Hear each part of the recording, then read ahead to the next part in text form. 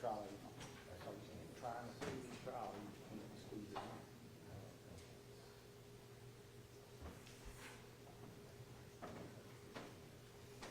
No, it's not. No, I agree with that. Which one? Okay. No, I'm saying you guys schedule it now, it is not, it's not a waiver.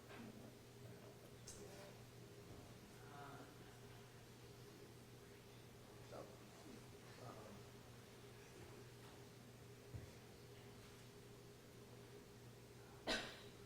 yeah, I can figure this out. I'll do whatever he wants to do. If he wants to try it tomorrow, I'll try it tomorrow. If he wants to try it now, you know, again, the other thing is, all I gotta do is cross, the drain. Like I said, I ain't really ready, but I can get up and I'll wing it. But the problem with like trying to set it on other times is if he's the same way. If I call one of those judges and say, Judge, I could try this case instead, and they said, well, is your client custody? And I said, no. And they said, well, we were set first. And in two places at one time. I had that bullshit happen before. Every day. Yeah. Yeah. This week.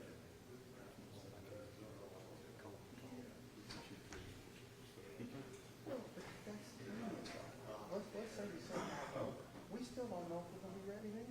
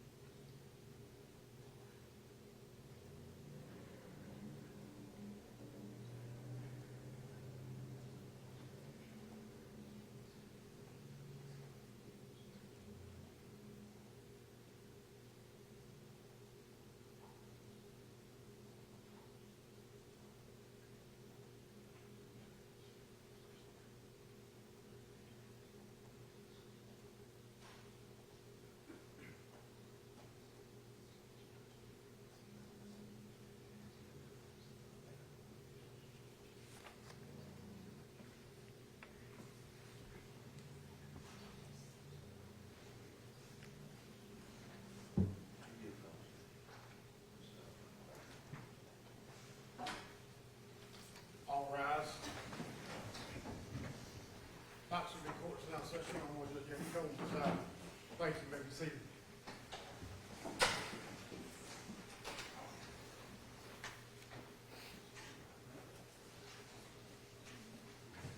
Okay, good morning. Okay.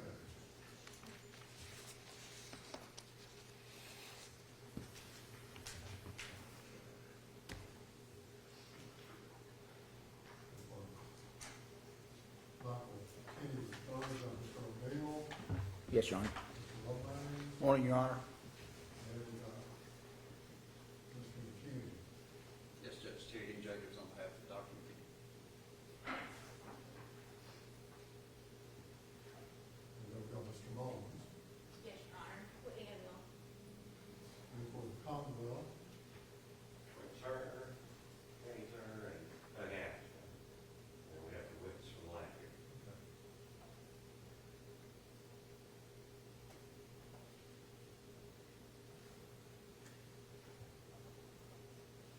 okay. First thing we're going to do,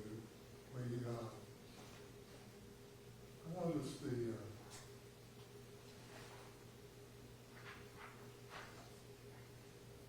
occurred to me that we had two defendants represented by people from the same firm, and I thought we needed to clear that up.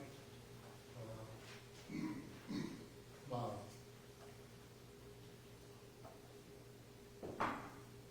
statutory maybe a little too exuberant in the order, but it was okay. So I'm gonna have, and this was Mr. Mullins, and this was Mr. McKinney. So the first thing I'm gonna do is I'm gonna do a short colloquy. One goes to Mr. Mullins. I'm gonna do a short colloquy with the defendants about the waiver, and then we'll move on to the next issue, okay? So, one, we have people who don't want to continue, we have people who want to continue. That's sort of a conflicting idea. I don't know what the Commonwealth, there might be the idea that the Commonwealth might want to offer somebody a deal, and that's less likely to happen if they're represented by people from the same firm. It could be in your best interest, maybe not in your best interest. Mr. Mullins is facing up to 20 years in jail. Mr. McKinney is facing up to life. So, Mr. Mullins, did you review the waiver that I handed to you through the bailiff? And your attorney explained it to you? You had any questions? And you signed it freely? Okay. Mr. McKinney, did your attorney explain to you the waiver? Yes, Your Honor. And you have any questions about it? No, I have no objections to it. And you signed it Yes, freely? Your Honor. Okay. I think that should take care of that issue. So now,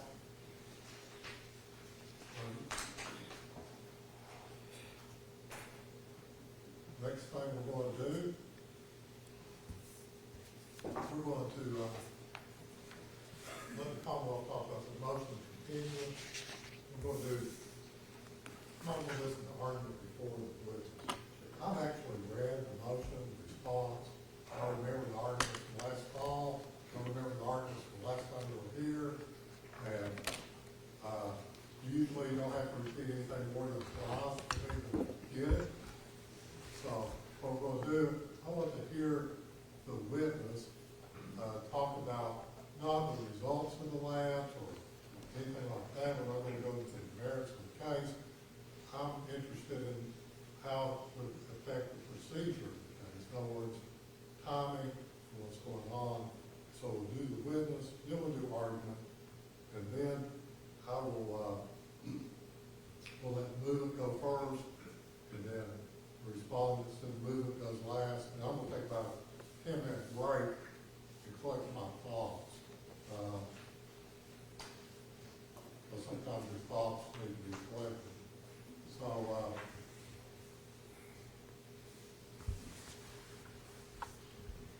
the other, when we do get to the argument portion, I did have a passing thought that maybe we could, separate the candidates for trial, and I want to hear council's viewpoint on that. And basically, the idea for that would be, you know, I don't know exactly what the columns, I don't know anything about the columns, but if somebody's mopping the floor with Clorox, it really doesn't matter whose DNA is in the sink. So that's sort of my thought on that. So we'll talk about that a little bit as well. Okay, let's hear your witness. Thank you, Your Honor. I want to call David McCann. Okay, Mr. McKinney, come on around.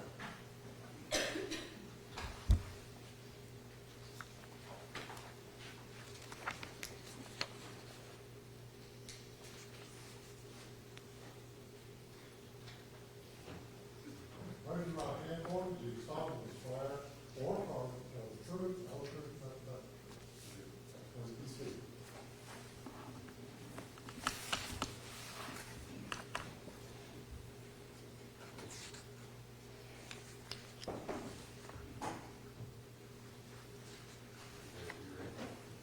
Could you state your name for us? My name is David McKinney. Mr. McCann, what position do you hold with the State Police Forensic Lab? I'm a forensic scientist too, currently I'm supervisor of the Law&Crime section. Supervisor of the violent crime section of what kind of testing or analysis? We do DNA testing, the Law&Crime section is the section responsible for violent crimes, including homicides, manslaughter, and such. How long have you been in that position? I've been supervisor since 2022. What did you do before that? I was just a regular DNA analyst, a forensic science specialist. How long have you been there, I guess, total? It'll be my 21st year in office. All right. What are your current job responsibilities in that position? Currently, I work cases. I also supervise the people in my section and also provide case management for other cases. If you could you give us, because there's a lot of confusion, I think, among people about what the State Police Forensic Lab system is. A lot of people seem to think it's a single lab, and, you know, everybody's there in one big open room doing all this. What actually is the structure and the layout of the system, the KSP lab system?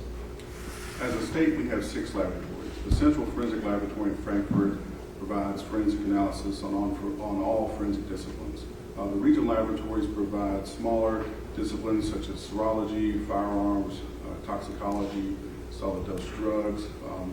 Regionally, we try to provide laboratories in areas where there is a strong level of those types of evidence that come in, as opposed to burdening just the central lab with all of that. However, there's only one DNA laboratory in the state of Kentucky, and that is the Central Laboratory, so we would be responsible for DNA analysis on any cases. For this area, serology analysis would take place at the Northern Lab. So typically, evidence was accepted at the Central Laboratory, and then it gets transferred to the Northern Laboratory where serology would be performed. The results then would be transferred to the Central Laboratory for DNA analysis. And is it the Central Laboratory that has the largest number of employees? That's correct. Okay, you mentioned the other labs. Where are they located? Cold Springs, Northern Kentucky. Louisville has a laboratory, Western Kentucky, Madisonville, Southeastern, and then there's an Eastern laboratory. And that's in Ashland. And you mentioned some of the things, but what all, I guess, types of testing, forensic testing analysis are conducted by your lab in total? In total, we offer trace analysis.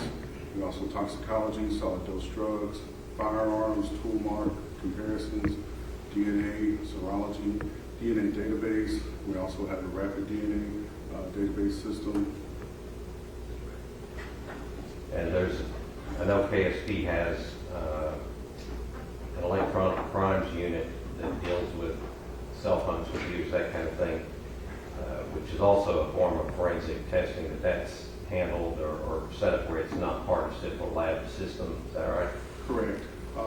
We also have breath alcohol that's in a different building. We have APHIS that's in a different building. Electronic crimes is also in a different building. We also have polygraph, that's in a different building. About how many police agencies do you conduct forensic testing for? We're responsible for all 120 counties. It's over 400 agencies. So that would be every Kentucky agency, Correct. for every type of evidence. Correct. So if somewhere like in Floyd County, for example, Wheelwright has a police department with one officer.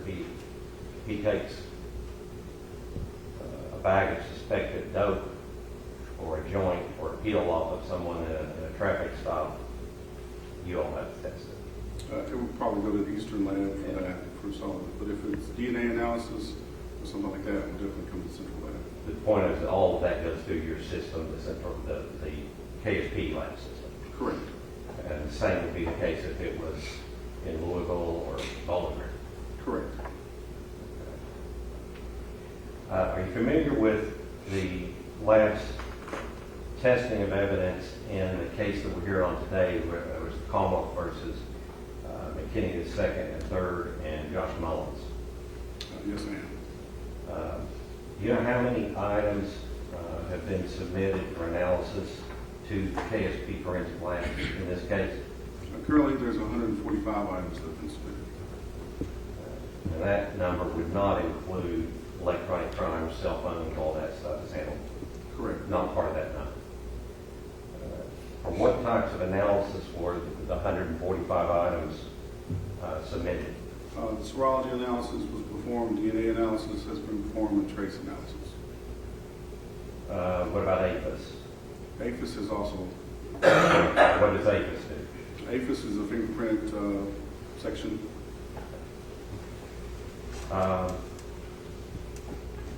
Relative to what you normally do, is 145 items a lot? Yes, our case acceptance policy starts at 10. We try to be efficient with our resources and our time, and so we try to limit it to the first 10 submissions. Those are the most probative and the most informational pieces. Once we process those, we continue to take on more. Obviously, 145 is considerably more than the 10 that we would normally take for first acceptance. Have you had other cases that come to mind that were more than this? I've worked several cases.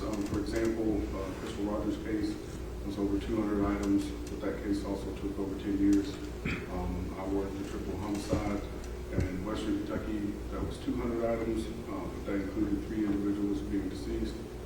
So anytime there's a situation where multiple people could be injured in a scene, we do try to take more items of evidence in order to provide information for all possible stains that could be found. Okay, and I guess the preferred 10 item limit is for what? Just manageable workload, or what's the? Correct. Yeah. So we want to be efficient. So if we could get the 10 best items, for example, let's say there's a blood trail, there's a spot at the beginning of the trail, there's a spot at the end of the trail. We don't necessarily need the 30 spots in between the 2 spots. We just try to be efficient and try to create or try to understand what the scene is providing us. Okay, so in this case, even if you take more than 10 items for one submission, there's never a scenario in this case or any other where you just say, bring everything you have and dump it and we'll start going through it. Yeah, we try to avoid that because it's time consuming. And it takes a while to go through all that evidence. If we get it all at once, we prefer to get the best of the best items and work those first, and then we work backwards, maybe taking maybe less appropriate items depending on the case. Okay. Were there submissions of evidence in this case that exceeded that preferred 10 item limit? Yeah, there was a total of 5 submissions in this case. The first submission was 5 items, and then followed by 41 items, 36 items, 13 items, and 50 items. So almost everything in this case, other than the beginning one, greatly exceeded the preferred amount you would like to take.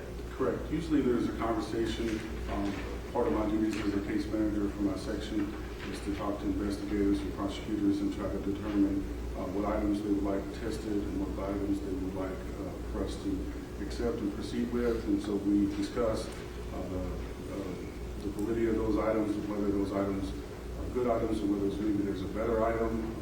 Sometimes it helps to see the big picture and start taking pieces individually until we test everything. Okay, was this case considered a high priority case? All of our homicides are considered high priority as well as sexual assaults. Okay, and I know this is a silly question, goes without saying, but is this the only murder case in Kentucky that the lab is testing evidence on? Unfortunately, it is not. So you had mentioned submissions that came that exceeded the 10 preferred number, 41, 36, 50. So let's take the 50 items, for example. That's like the equivalent to 5 separate submissions in a normal case. Is that correct? That's correct. Our typical turnaround time for a case is 8 months. With a 10 item or less. Like a 10 item or less case. So this is 5 times that. So does it take longer to test 50 items than 10? It does. More items.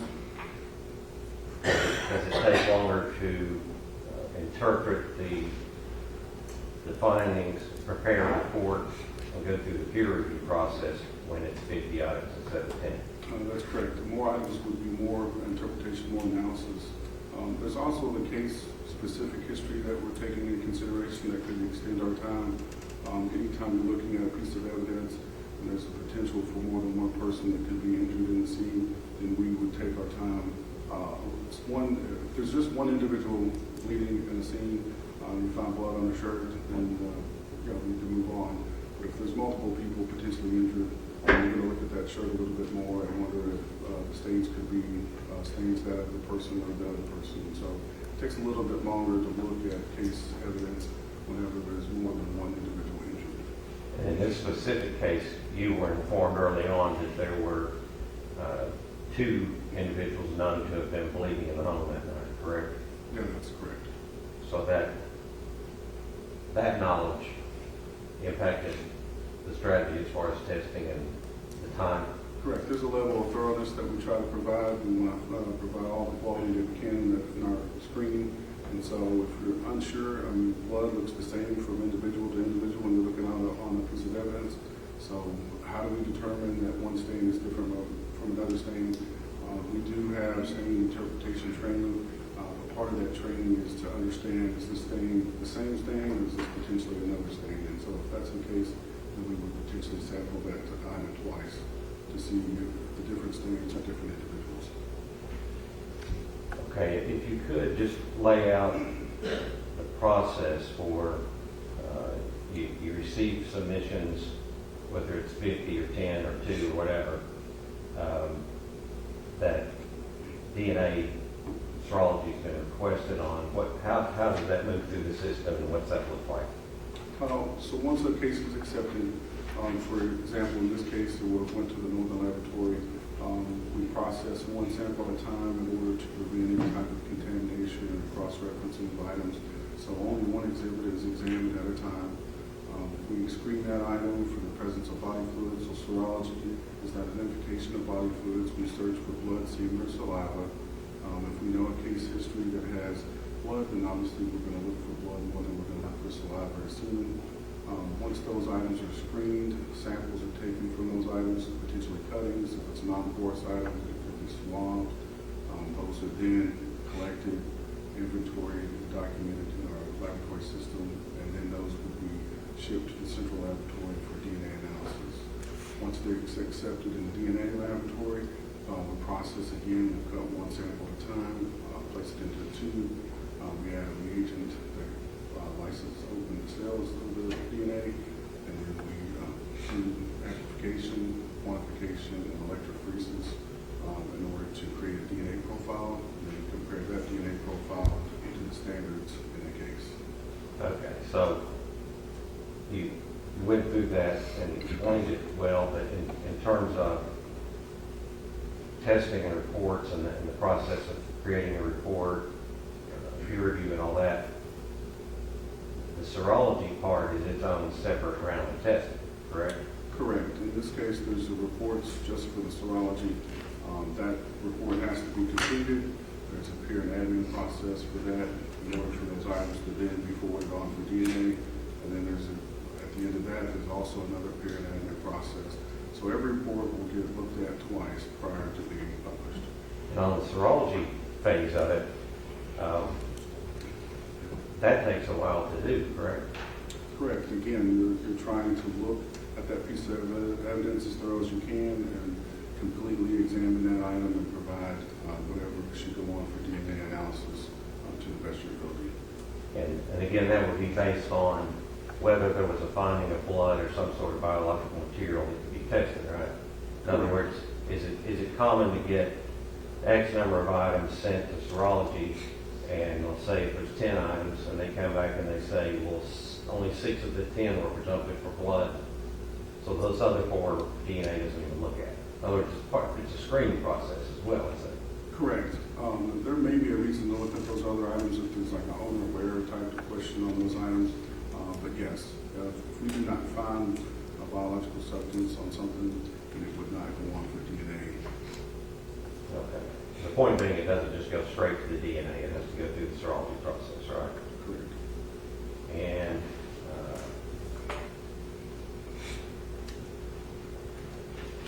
after it gets to you, you've described the DNA process and it results in a separate report, the peer review process, eventually the report being released. Could you explain what is the peer review process and what's the purpose of that? The peer review process is another qualified analyst looking at your case, looking at our SOPs, our protocols, making sure that you followed your protocols and that you came to conclusions accurately and determine whether you followed everything that we were supposed to follow as far as our quality control and our quality assurances. So the point of that is to try to get the most accurate result and report, I guess, possible. Correct. Making sure that we did everything that we say that we do and everything that was documented in our protocols that we will do. And again, the serology would be done in a different lab and then shipped back to the central lab for DNA. Correct.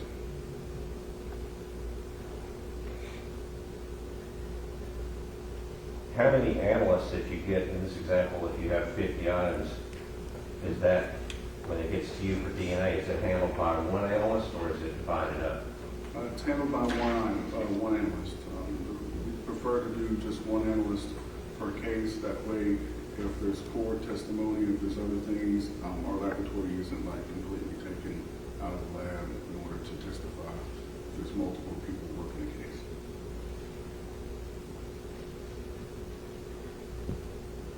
Okay, I think you've already touched on some of this, but a big question everyone has that I hear, and I'm sure a lot of people involved in this case here all the time, is why does it take so long to get DNA from being delivered to the lab through the serology to completion of a peer-reviewed report? And I assume there's a number of factors. Could you talk about some of those if there's any that you haven't mentioned?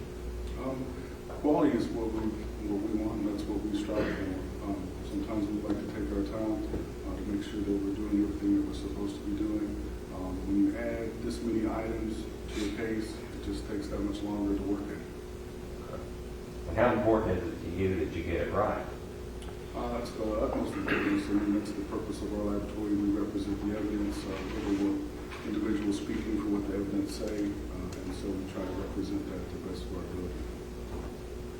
In this case, how many reports have been completed up to this point, following testing, peer review, all that?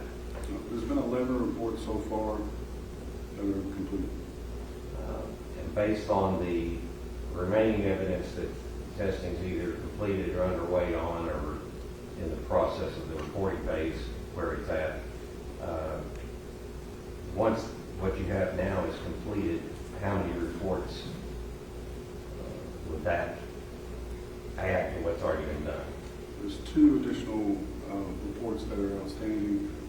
one is in the peer process now. The other one, analysis has been completed and right at the start. Okay. I believe there was a trace one in there too somewhere that is probably not consequential, but so you anticipate 13 or 14 reports, Correct. barring any retest or last minute submission or something that. Yeah, unless there's other evidence to be tested, it should be. Okay, and of the 11 completed test processes and reports that you've done, I think 4 were for serology,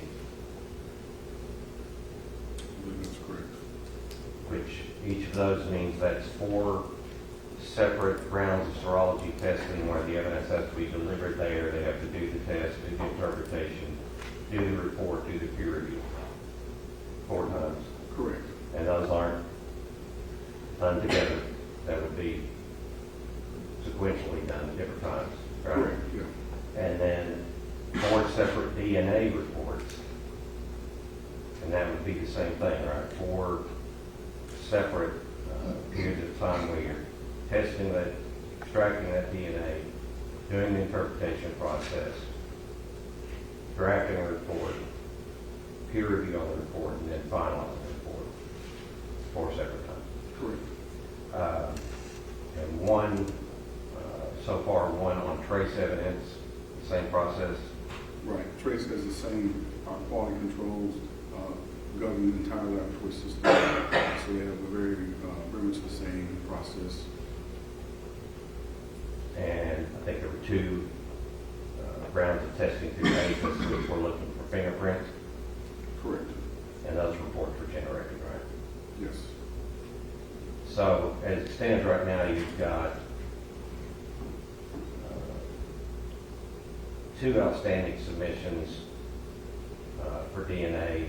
One of those, I think you had told me previously that it was done, the report was done, that it was finishing up the peer review process, and that report would be released in the next month or so. My plan is to have that available by the end of this month. Okay, and then the testing is underway and near completion on the final submission of DNA. And you've got the interpretation process, the report peer review process still to come, but is that accurate? Yeah. Testing has been completed on that Okay. submission. The write-up is pending. Okay. So right now, those are the 2 things we're waiting on essentially. Correct. Do you have a time frame for when you think all of that can be completed? A realistic time frame. You know, I'm not asking you what's the absolute best case scenario, but when you're comfortable saying all that should be done and available. The report that currently is in peer, that can be done by the end of this month. And then I currently have the other one to write up. I can have that finished by the end of the month, but it's usually 4 to 6 weeks on the peer and admin process. So I would expect it to be available potentially at the end of July, maybe August. Okay. And if you had, well, let me back up and ask you this. The report that you're getting ready to provide was, as I understand it, the testing was completed on maybe like December or something? The serology was completed in December. Okay. But I guess the point being that the peer review process and the interpretation process and everything took longer than maybe what you would have anticipated. Is that accurate? Correct. That's a lot of items.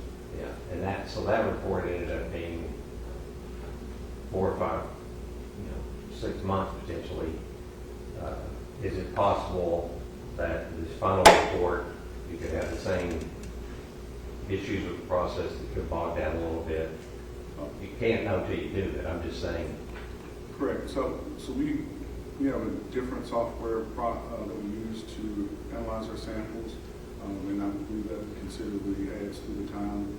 Could you explain that, what that is, when it went online? So we most recently came online with StarMix.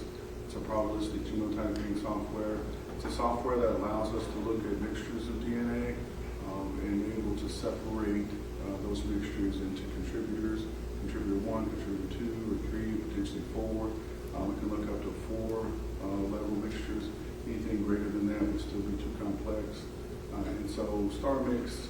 example, my previous reports were close to 100, 150 pages. My most recent report will have over 1,800 pages. StarMix just adds a level of complexity that allows us to look at more mixtures at a higher level. So it provides a better, a more accurate result, a more detailed result. It also provides much more information. Correct. More information that has to be peer reviewed and has been reviewed prior to being published. Okay, so again, the next to last report, the one you're going to release, is over 1,800 pages. Correct. And presumably with StarMix, that you may run into the same scenario on the final report. Yeah, anytime you have this many items, there were several individuals that standards were submitted, there has to be a comparison of every one of those standards to every one of the pieces of evidence to determine if they're contributor or not. Okay, so the time frame you've given, I guess, is based on your expectation that everything will go quickly and you can have the report peer reviewed and all that, but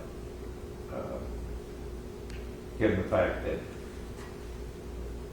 I believe you also had expected this next to last report would be done quicker than it's been, and because of the uncertainty involved in StarMix and all that, is it it's possible it could take a little longer than what you're saying? I don't know. I mean, on this final one. It could depend. I mean, there's a lot of evidence analysis done, so I have to interpret that analysis and write it up. Determining how complex mixture may or may not be, it's hard to say until you start looking at it and get into it. But yeah, I anticipate still being able to hopefully get done around that July, August timeframe. All right. And then what you obtain from that testing, as has been the case in the previous reports and the documentation that you provided, we have had to sort of coordinate with the defense and their DNA experts about sending what you have, and then I think we've even had a few situations where we sent some things and they had questions about, well, do you have this, or whatever. There's a little bit of back and forth for the defense to get their experts what they need to be prepared. And I think what they've gotten up to this point was the much shorter, smaller reports, but these last two being so large, you anticipate they would need some time to digest that? If I were the person, I would definitely expect to take my time in order to look at all of that. Okay. And the StarMix that you talked about, I don't know that we said exactly, but you just started using that in this case, like last year? Correct. So the beginning of last year is when we came online with that. Previously, we used a different software in order to do our interpretations on. And so this is a more advanced and better software. And so we've upgraded, so to speak, at the laboratory to provide the highest quality results that we can.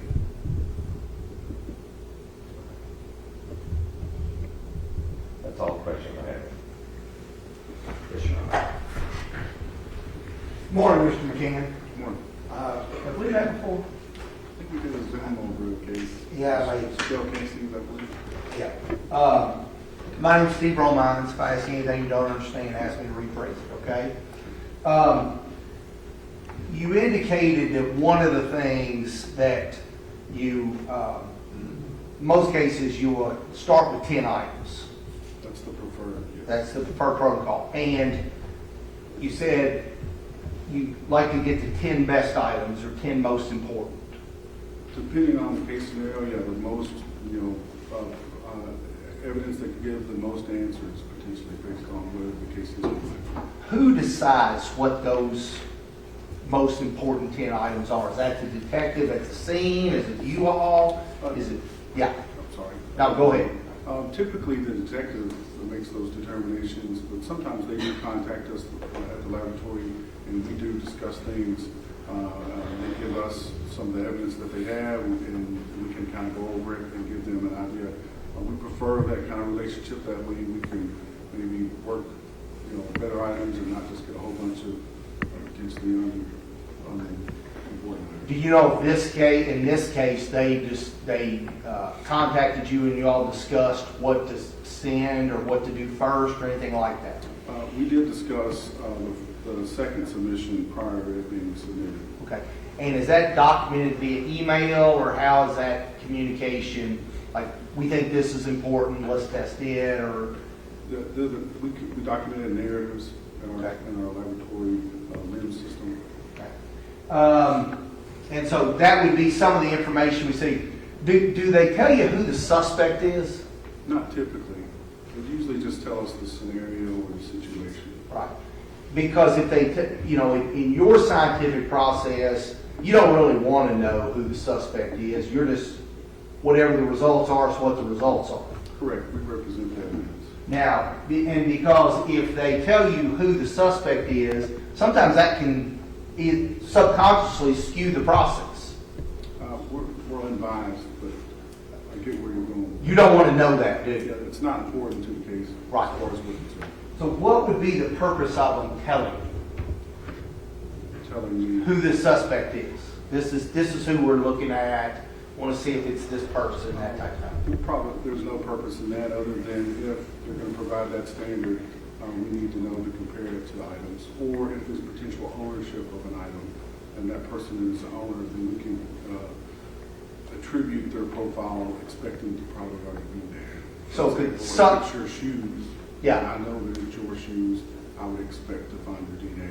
Okay, so like an item from someone's home, you would expect their DNA to be on it. Presumably, yes. Okay, so that kind of information is helpful to know. Sure.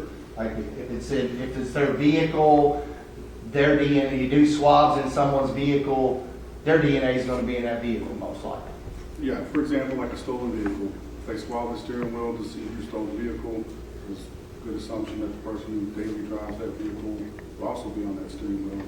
And having that information, we can eliminate their DNA profile from the potential mixture that we get from the steering wheel and leave who might be the suspect in the case. So that information is helpful. Like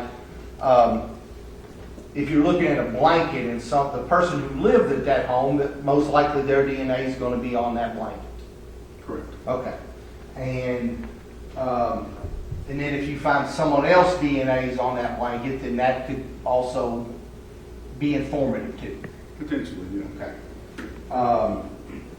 Now, if you find if a person is using that blanket that's in that home, the DNA from that person's home could get on the individual using the blanket as well, correct? Yeah. DNA is easily potentially transferable, depend on if a person's a shedder or a sweater or something like that. Yeah. If you put someone else's shirt on, their DNA could then get on you. Yes, potentially. Yeah. Okay.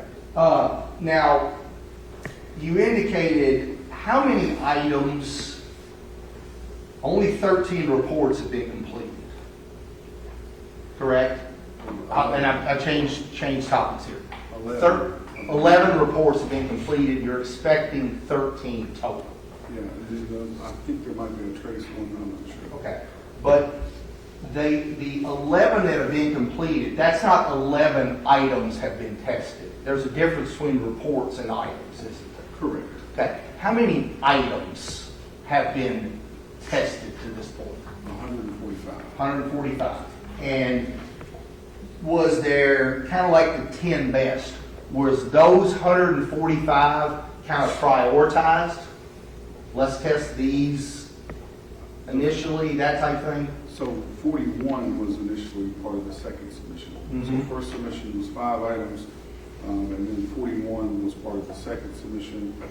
And then the third submission was 36 items. The fourth submission was 13, and the fifth submission was 50. 50. Right. Of those, so 5, 41 would be 46, and then 36. Have those items all been tested? Those items have all been tested except for one. Okay. And so how many items are we awaiting to be tested? Currently, there is one item that is pending DNA that I did not extract because of the size, of the limitation of the stain.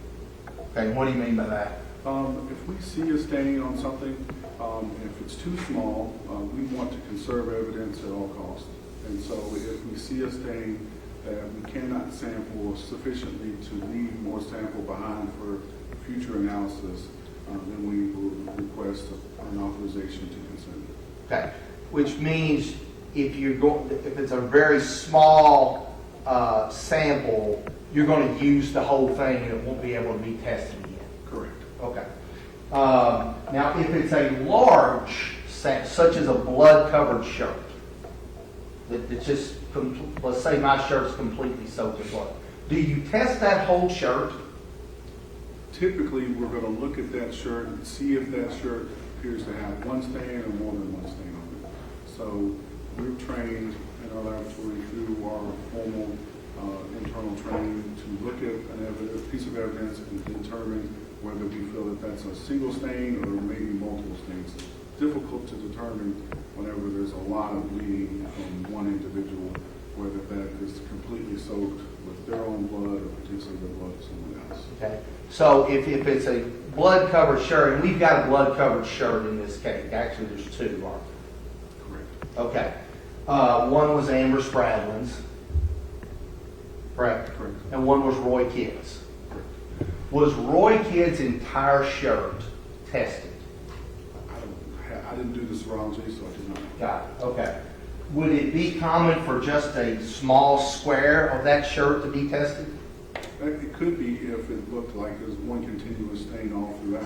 Okay. I didn't see the shirt. And who makes the decision if it looks like one continuous stain? It would be the serology analyst that Okay. examined it. And let me ask, while I'm thinking about it, because I'm kind of stream of consciousness here, if I've bled all over my shirt and then someone else's blood kind of spatters on me, would that look like one continuous stain, or would it, how would they know to test that? It would be difficult, so it would have to be the deposit of when that stain was deposited. Did the previous stain have an opportunity to dry, and another stain was then deposited on top of that stain? You can see the difference between those two, because one's going to look a little bit different.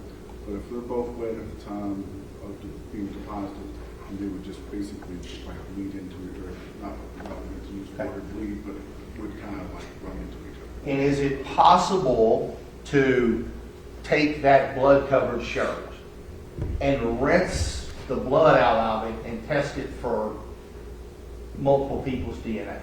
That would not be possible. So what we're left with is we have to either test the entire shirt, which is a lot of testing. Correct. We would typically make this- try to do a representation of an item. We do comp swabs on shirts that we don't see blood on. And so what we would do with that type of item is quadrinate off and test different individual squares of that shirt until we got potentially a stain. But when you have a shirt that's completely stained, there's really no way to sample that sufficiently without probably just getting whoever the primary person was.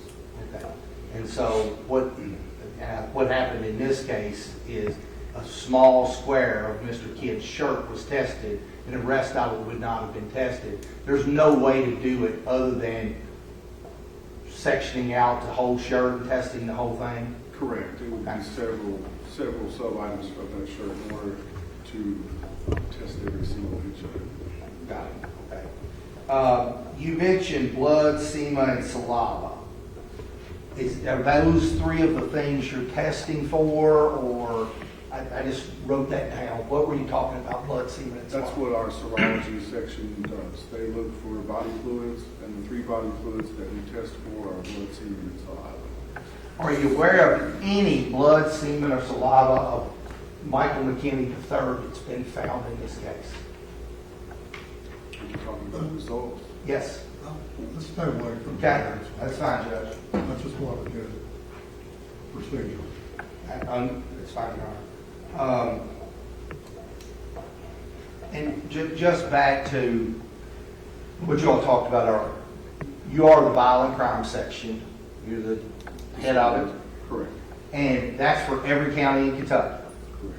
And so if it's a sexual assault or a homicide, it comes to you all. Correct. All right. And I guess every sexual assault and every homicide, they're important cases. Correct. We give them priority over burglaries or robberies. But you can't really necessarily give one homicide priority over another homicide. Yeah, we're unable to do that. We do our best to meet court needs and deadlines. However, you never know what you're going to get to start working these cases. And in some cases have more than one individual that's deceased. It's all kind of relative to the case and what we get into. Right. And everybody wants their results immediately. That is common. And I've been dealing with lab in nearly every case I have. Of you get them whenever you get them, but everybody wants theirs fast. Sure, absolutely. Right. And the kind of backlog, because there's more DNA and more testing can be done, that's not a new problem. That's not something that just happened, is it? Having a backlog is not anything new to us. Yeah. However, I do believe our turnaround time was like 15 months before, and so we've been able to get that down to a more reasonable time of 8 months, and we hope to continue to go with that turnaround time as we continue.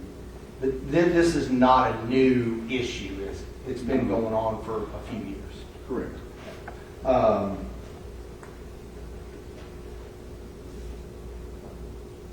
And there's protocol you have to follow. Correct. If you don't follow them, it'll compromise the results. So Absolutely. you can't work too fast. We don't. Quality is, again, the highest priority, representing the evidence to the fullest ability we can. And those protocols, they've been in place for several years as well, correct? They are in place. Those are annually reviewed, updated, affected, continue to try to make sure that we're following any new procedures that could be out there. So we're continuing to advance. For example, the Star Mix was an advancement in our probabilistic genotype. One other thing, I made a note of it, but I'm not sure I understand it. You said that the results have to be interpreted. Correct. Is there some objective decision-making or interpretation going on, or explain that to me, because I'm So interpretation would be we're taking the DNA results that we are given and we're determining how many contributors could be in that mixture. Is it a one-person mixture, a two-person mixture, 3 up to 4? If it's greater than 4, it's too complex. And so we stop it for 4 is the highest mixture deconvolution we'll attempt. And then based on that interpretation, we utilize Star Mix to create the likelihoods of all potential contributors. okay.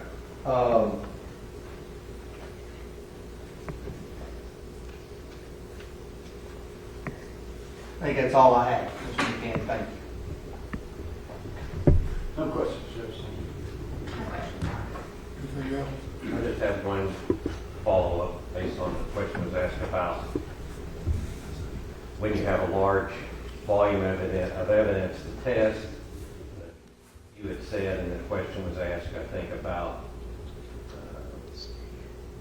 how you pick or how between the investigating officer and sometimes with your input, where to start. In other words, which 30, 40, 50 items you're going to start with. And I think the characterization was the most important, but is it also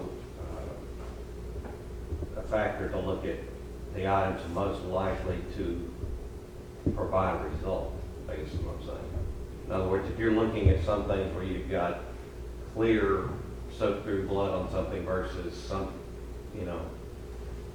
something much more limited, do you make recommendations or give advice, I guess, about, this item's much more likely to be able to obtain a good profile, this one less so? Sure, yeah. We take in consideration the type of evidence that's being asked of us to test.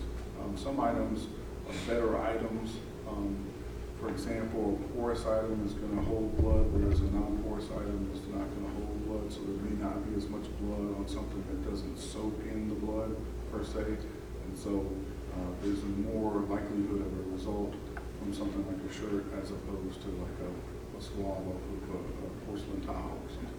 Okay. That's all the questions I have. Anything else?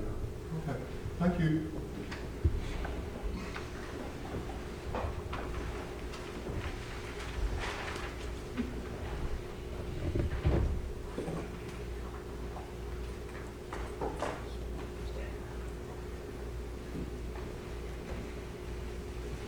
Not repeat too much that you said before, or written before. I'd like to hear your argument, and then, including, maybe The separate issue. yeah, Yes. including my little thought, I would like to try something. So- On the overall question about trying really any of the cases without the forensic testing completed, I don't have anything to add to what Gordy said. Covered that in numerous filings, as you pointed out. We just try to avoid a situation where the jury be asked to decide such significant issues without critical evidence that is close to being finished and testing is underway. It would be extremely prejudicial to the Commonwealth, and I think potentially prejudicial to the defendants. I think the testimony from today makes clear to the court that we're not talking about, this is not a situation where, which sometimes is the result, the response I would get in years past when I had the lab is, when's this going to be done? And they're like, well, it'll be done when it gets done.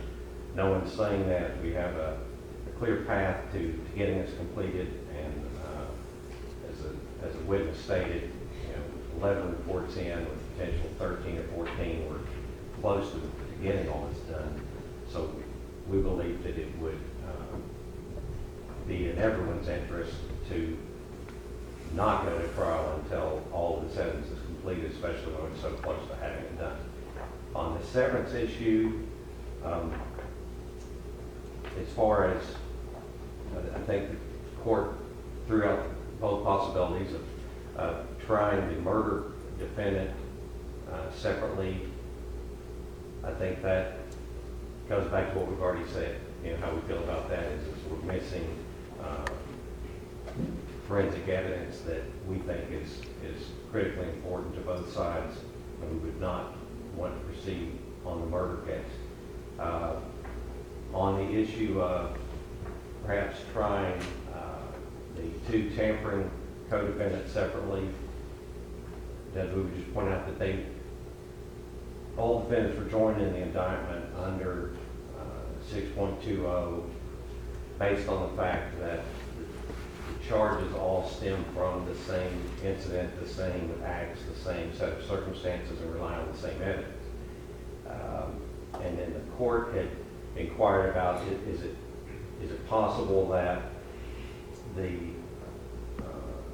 tampering being, less something different than murder, is there a way that could be tried without all of this evidence? And what I would say to that, Judge, is I understand the thinking is, strictly on paper. If you take elements or something that you're looking at something in a vacuum,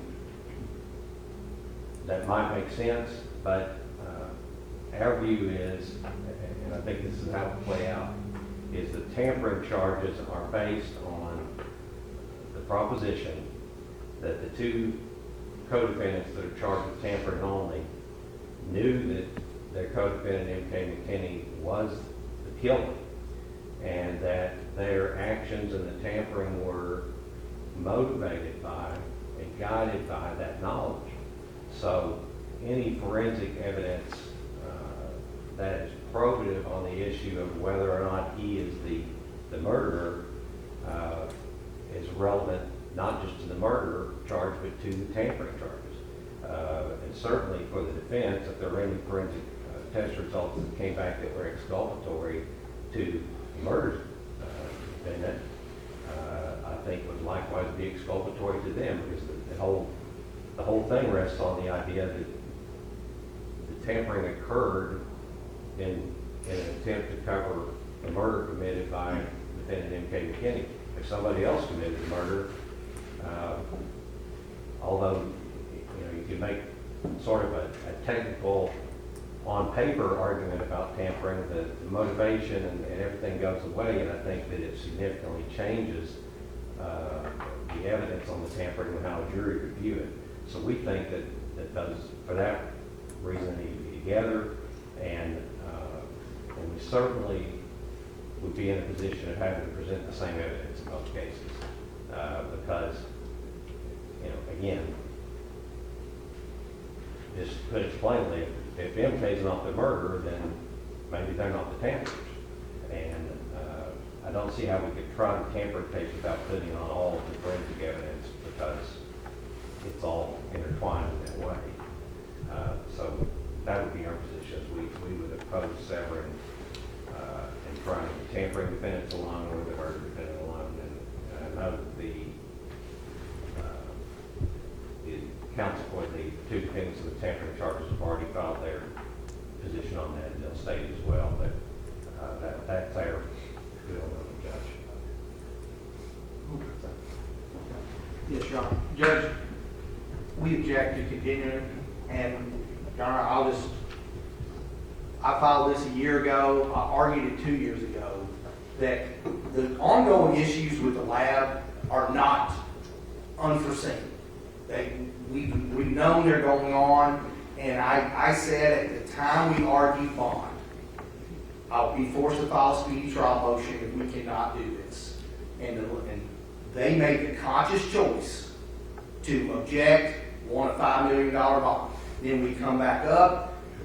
I said, we'll revisit that issue. And no, they insisted on keeping him in custody, knowing these things were an ongoing problem. And we filed a speedy trial motion, we reasserted that motion, and we're reasserting it again today, Judge. We're not waiving that issue because there has been prejudice that's occurred. And Judge, it's the same thing I've argued previously, and I've put it in writing, and I've argued it orally as well, Judge. You got anything to add to your? No, Your Honor, we're ready. And there's been enough testing done that we can go forward.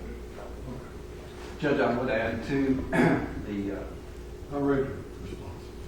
the response, just one thing that I did not include that I would like to point out to the court, that in addition to as articulated by the Commonwealth, that their case against my client is predicated on MK being the murderer, the blood test is also, the testing that's outstanding is also important to me, in that Roy Kidd has given several statements to the government in this situation that are contradictory or a lie. If, in fact, and he has attributed certain actions and statements to my client in his several interviews with the government, and if the testing comes back to show that he was, again, either deceptive or did not know that he transferred his blood or Amber Spradlin's blood to the door, then that's another notch in his credibility that is exculpatory for me and important to me to show that he, A, is lying, or B, he was too intoxicated to know what he was talking about. So it is important to me that I get that blood test before we move forward. As to the severance, Judge, this is not a new issue for me. I've considered it. In fact, I started preparing a severance motion, but I didn't go through with it because procedurally there's a balance there. It's without going into my trial prep. I have issues on both sides as to which is best for my client.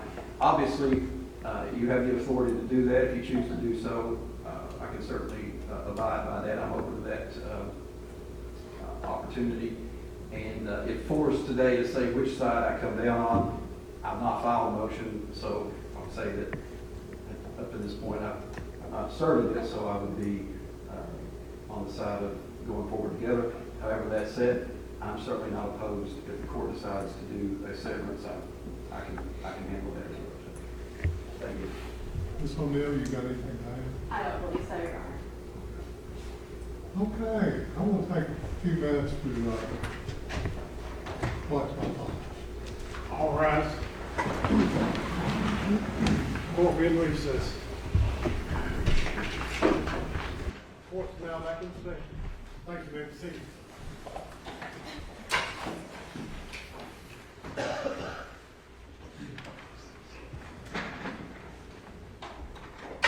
Well, just cut to the chase.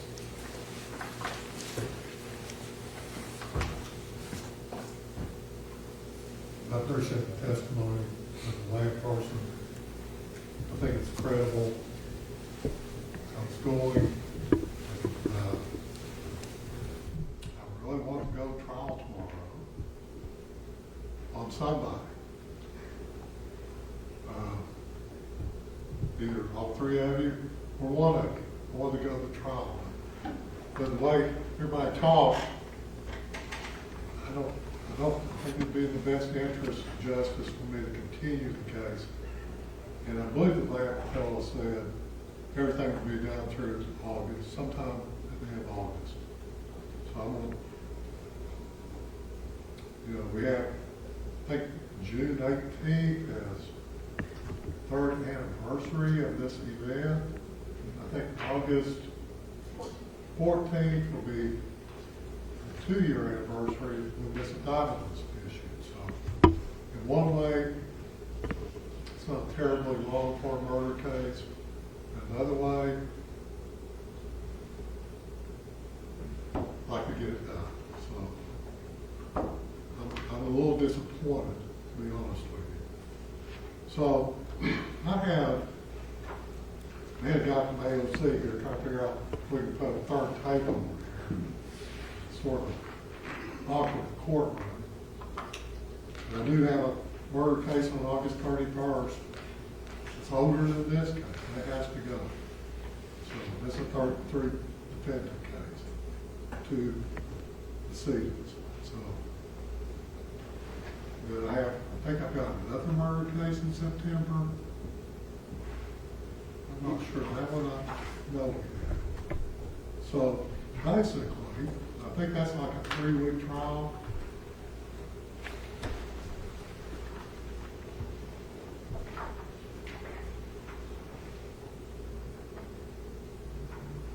This would be 3 or 4 weeks. Probably so. Your Honor. Well, Go if I ahead. could just mention one thing very quickly. I think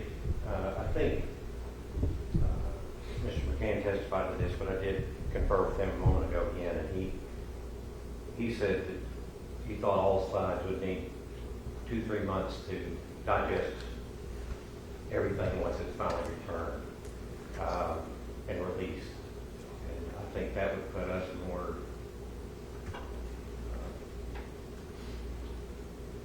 on that basis than just schedule-wise, maybe till January, but I don't know what the other attorney schedules are. Your Honor, as a practical matter, I don't think we can probably set it before the first of next year. In that, trying to get a month-long trial scheduled, I've got a trial really murder trial every month from now until the end of the year.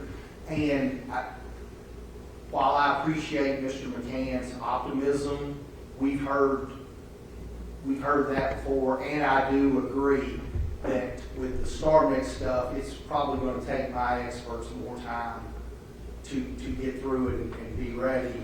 And what I don't want to do, Judge, is what has occurred already. Is we get a trial date and then for whatever reason we're not ready. And I sure don't want it to be my objection because my experts aren't ready.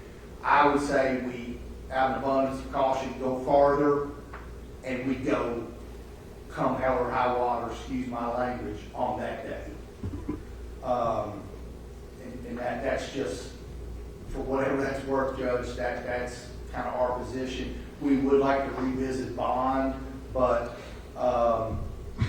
that regarding scheduling, Judge, I think we're asking just kind of get the same mix if we try to do it in the fall. we're going to bump into possibly the same problems we're having now.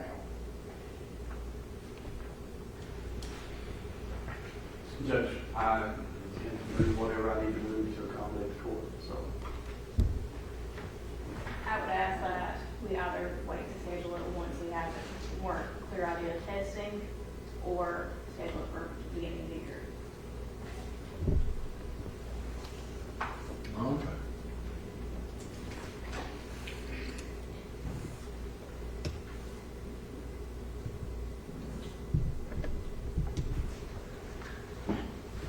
To schedule it for January the 4th. But we go a week later than that because of my experience with the trials that start right after the holiday break. There's a whole lot of logistics things that have to be done by all the parties with their experts and witnesses and things, and it's so hard to reach anyone in the week between Christmas and New Year's. I'm afraid it would make it difficult. Well, What do you guys think? I think basically, I had figured one hour would take 2 days. I agree. It would be giving y'all time limits. We still have the individual voir dire because this is obviously a well-publicized case. I thought it would take 2 days. Judge, I was going to, while I'm thinking about it, follow up on the time limitations.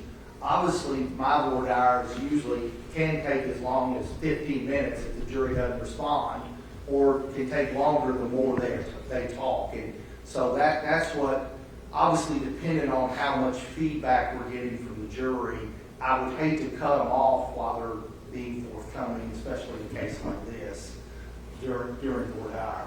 But yeah, I don't disagree with the court. I think it'll take a So long with time. that in mind, does that make a difference? I mean, it would help a little bit. I mean, I guess I'm just surprised. Is that what you all want? You want to spend New Year's trying to find the witnesses? I mean, that January the 11th then? 11th would work better for us, Judge. Okay.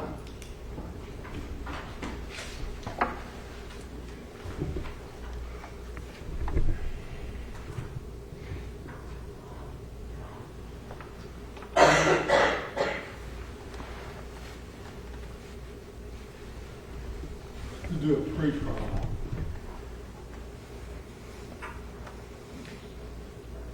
Like in September.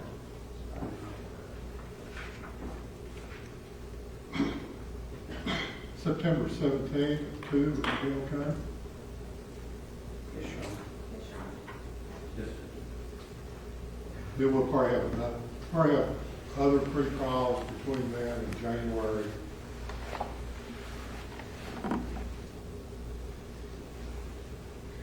That's on Thursday.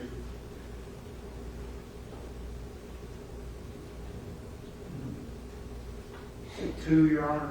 Yes. Thank you. And I didn't see any motions about Dale, Judge, the only motion, we had filed 2, one regarding disclosure if there's been an agreement with Roy Kidd to testify. They filed a response, but if the Commonwealth would file a notice with the court that there's no deal with him to not charge him in exchange for testifying, then that would cover that. resolve that issue. I read the response. Yes. And isn't that what it says? And then, I mean, It doesn't actually say that. If there's no deal with him in exchange for not testifying, then that's, to put that on the record. I think. yeah, there's no deal arrangement with Mr. Kidd about testimony. No one from our office has ever even met with him and spoke with him. He's been interviewed by the police several times. And I think that the defense had mentioned something about that he had an attorney and he wasn't willing to talk to them, but I think that's more a function of he's not inclined to talk to the people that are trying to frame him for a murder he didn't commit. Well, okay. He asserted his fifth with the police, and that's the reason I was asking that is if he has subsequently waived his Fifth Amendment right with the Commonwealth, that would be relevant, because it was with the police that he terminated his interview and asserted his Fifth Amendment right. So if something has caused him to change that, then I guess we'll find out. we will judge, and that's what we were asking. The defense is entitled to the contents of any agreement that's been made. Absolutely, and there is no agreement. I think that there's- can say that on the record. I was a little curious if there was certainly before the trial starts at some point. Yeah. Okay, anything else? Judge, the motion in limine I filed, and I just wanted to make sure I filed it, which we're starting tomorrow. The Commonwealth replied they'll follow the rules of evidence. That is one of the things about this trial being continued. They have filed no 404B notice to this point in time. So that would be, that timeline's passed. They can't now try to cure those things because I gave them notice based on this hearing that you haven't filed a 404B notice. I don't agree with that, Judge. I think when we have a trial date, I think all pertinent motions, all pertinent notices, including 404B, are open to be addressed. I've never heard of anyone trying to We'll say. cross that bridge when we get to it. Well, and Judge, again, that would be one of the reasons. We had a trial date, and it was today, and they never filed any notice. So they shouldn't get the benefit of coming in and saying, we're not ready for trial, we're going to correct these after I put them on notice of it. We'll cross that bridge. That's fine, Judge. Judge, don't wish to try the court's patience. I previously filed a motion or requested that the court consider removing my client from pretrial monitoring and drug testing, as he's had no violations in this almost 2 years now into this case. I did not file another or a written motion today because of the pending trial that I was preparing for. I'd be happy to file that motion, but I would ask the court to maybe reconsider that based on the circumstances that have developed today. That was going to be my motion as well. I was, if the court would rather saw a written formal motion, that would be happy to do so. I'll follow the written motion, Judge. You want to file a written response? You want to be set for a hearing when again? I think, Judge, and I don't know, I would need to see what, I understand the request from Mr. Jacobs, Ms. O'Neill, I assume it's just removal from home incarceration. I don't know yet, I haven't got to speak with Mr. Romans about what bond modifications they would be asking for. We certainly would be opposed to releasing defendant M.K. McKinney from home incarceration. If there's some other financial modifications, I don't know. But as to the 2 Class D tampering defendants, frankly, Judge, I feel like in light of where we are and the requests and the